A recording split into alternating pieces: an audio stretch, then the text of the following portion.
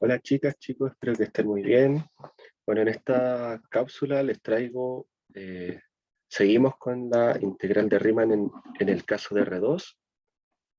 Vamos a presentar quizás el primer teorema importante de esta unidad, que es el teorema de Fubini, y vamos a generalizar la integración sobre regiones generales en lugar de rectángulos. Bueno, el teorema de Fubini esencialmente dice que uno puede integrar una integral, en este caso de una función con dominio en R2, integrando primero la función con respecto a un factor y luego el otro bajo cierta condición de hipótesis. Por ejemplo, como se aprecia en estas dos figuras, podemos calcular todas las áreas en función de x, que sería integrar para un x fijo, integrar con respecto a y. Con eso obtenemos un área bajo la curva. Esa curva de ahí, donde la función original es todo ese grafo, al menos sobre ese rectángulo. Entonces, sacando esa área, luego se puede barrer esa área en función de x y obtenerse el volumen. O hacerlo respecto a la otra coordenada. Bueno, el teorema es el siguiente, que expresa la integral de una función en dos variables como la aplicación iterada de dos integrales de una variable bajo hipótesis mínimas y permite escoger arbitrariamente el orden de estas integrales en una variable cuando la función integral es continua. Recordemos que las funciones continuas son todas integrables, pero no todas las funciones integrables son continuas. Entonces consideremos R de la forma A, B cruz C, D, un conjunto en R2, y F una función bien definida sobre el rectángulo a valores reales. Si F es una función Riemann integrable en el rectángulo, como función de dos variables, y para todo X perteneciente en AB, la aplicación F de X con el segundo argumento variable es Riemann integrable sobre CD. Esto quiere decir que fijando la coordenada X, se obtiene una función que toma valores en C, D y llega a los reales, ya que se fijó la primera coordenada. Entonces se pide que esa aplicación sea Riemann integrable. Y eso para todo X. O sea, se tiene una colección de funciones Riemann integrable, una por cada X, prácticamente. Entonces, en ese caso, la integral de f sobre el rectángulo es igual a la iteración primero de la integral de f de x, y, primero integrado con respecto a y, pues la función f de x, y, fijando x, es integrable para todo x, y luego se puede integrar con respecto a x, ya que el teorema nos va a asegurar que luego de integrar una vez con respecto a la coordenada que ya nos dio la hipótesis de integrabilidad, lo que se va a obtener luego de esta primera iteración nuevamente va a ser una función integrable. Y análogamente, si para todo y en el intervalo c, d, la función f, fijando y, es Riemann integrable sobre a, b, que es el dominio de x, ya que esta función es variable en x, entonces la iteración cambia. Por otro lado, si f es continua, la integral de f sobre el rectángulo es igual a cualquiera de las dos iteraciones de integrales de una variable. Y esto esencialmente es directo, ya que si f es continua por coordenada, entonces es integrable por coordenada, por lo que va a verificar las dos hipótesis del punto 1, los dos casos. Un ejemplo de esto sería calcular la integral, considerando el rectángulo 0, 1 cuadrado, calcular la integral de x cuadrado más y. Bueno, esta función es evidentemente continua, entonces aplicando el teorema de Fubini, en el caso continuo, podemos integrar en cualquiera de los dos órdenes. En nuestro caso lo vamos a hacer con respecto a y.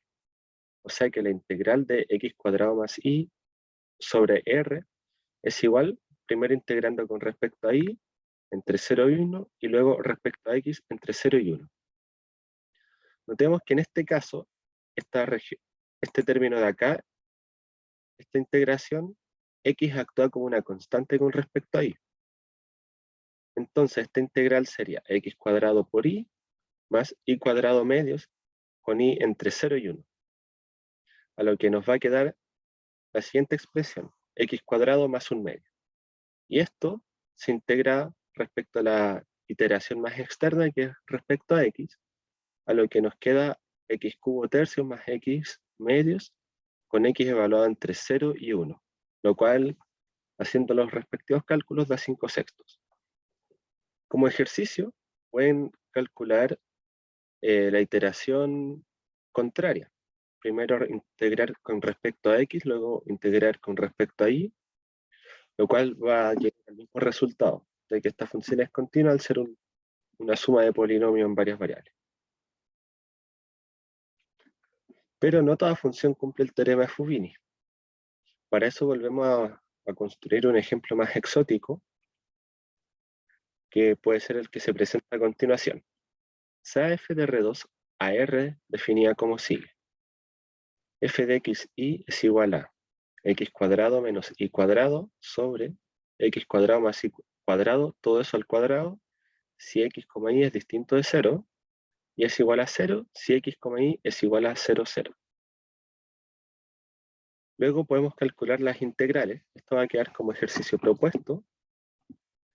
Y las integrales iteradas, pese a que existen, resulta que no cumple con el teorema de Fubini.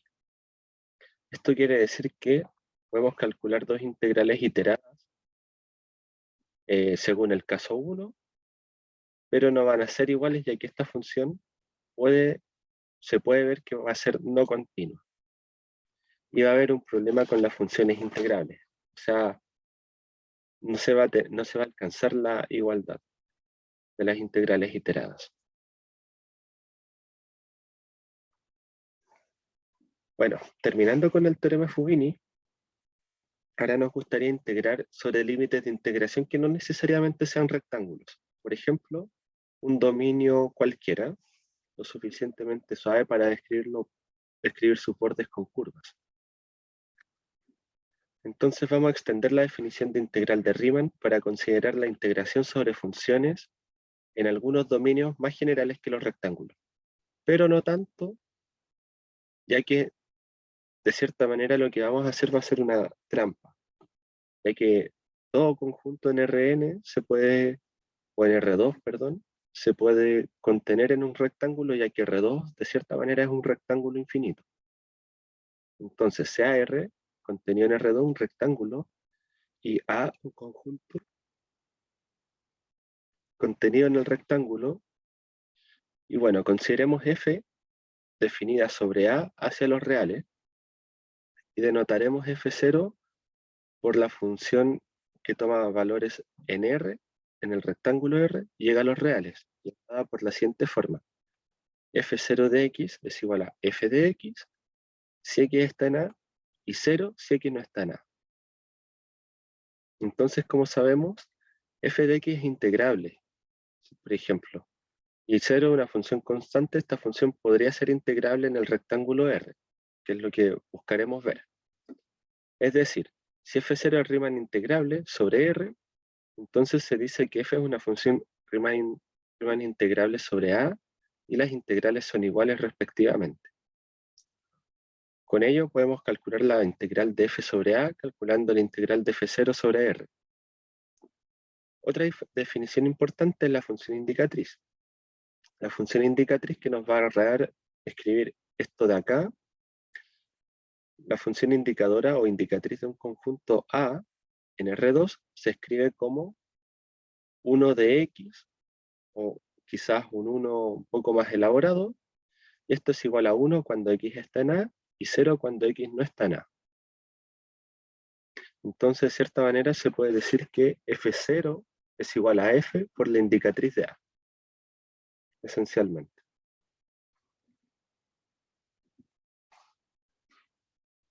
Y definiremos, les vamos a dar nombre a los tipos de dominio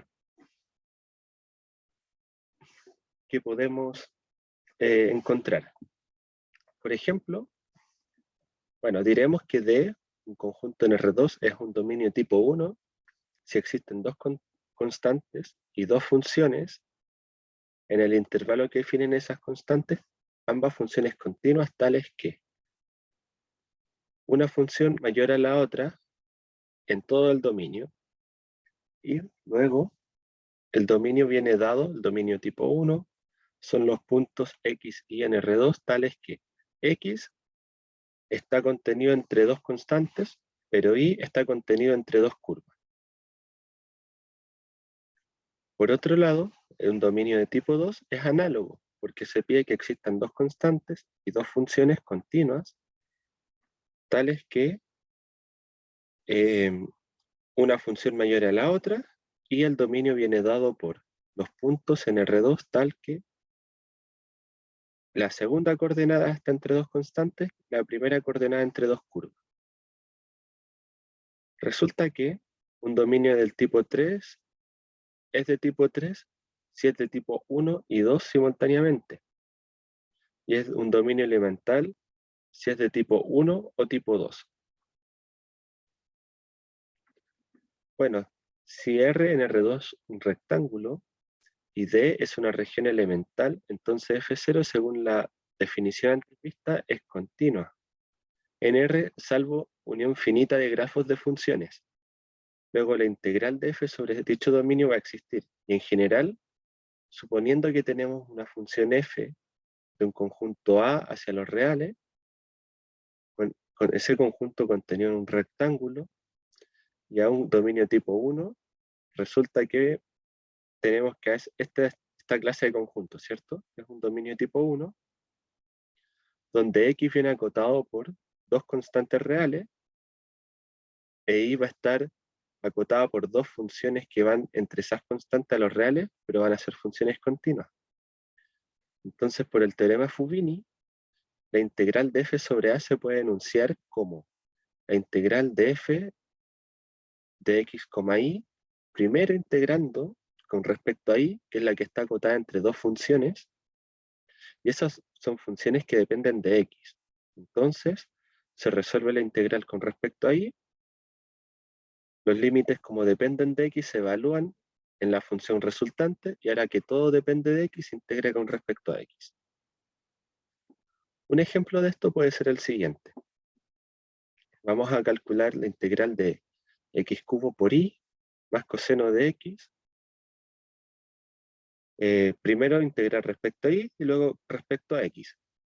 Sobre la región D dada por donde x, este dominio es de tipo 1. X va entre dos constantes e y va entre dos funciones continuas. La función constante igual 0 y la función identidad. Y esto está contenido en el cuadrado 0, pi medios al cuadrado.